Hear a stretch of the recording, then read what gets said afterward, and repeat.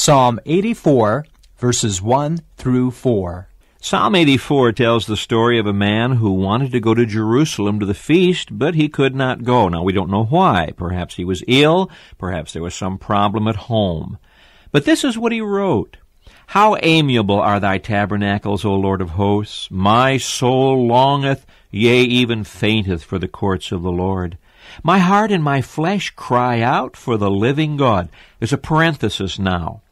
Yea, the sparrow hath found a house, and the swallow a nest for herself, where she may lay her young, close parenthesis, and he picks it up now.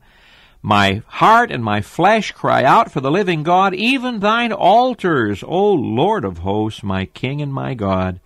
Blessed are they who dwell in thy house. They will be ever praising thee. Now, what's he saying here? Well, he's telling us, first of all, that he doesn't just want to go to Jerusalem and have a feast day. You know, it was required of the Jewish men that 3 times a year they go to Jerusalem for the feasts. He did not want to go through a holy day or a holiday. He wanted to meet God. He yearned to go to the temple and there meet God. In fact, he said, God's house is to my soul what a house is to a sparrow and what a nest is to a swallow, a place of rest and security and satisfaction.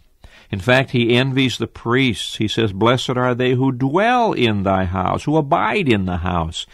The outsiders weren't allowed to do that. They could go only so far in the temple. Well, you and I have the privilege of coming right into the Holy of Holies to fellowship with God. I wonder today, do you have in your heart a great desire to worship God? Would you be happy for an excuse to stay home from going to God's house? Here's a man who could not go. And because he could not go, his soul was crying out. He says, the birds are better off than I am. I'm like a sparrow without a house and a swallow without a nest. Oh, I want to be at your altars, O God, the place of sacrifice, the place of worship.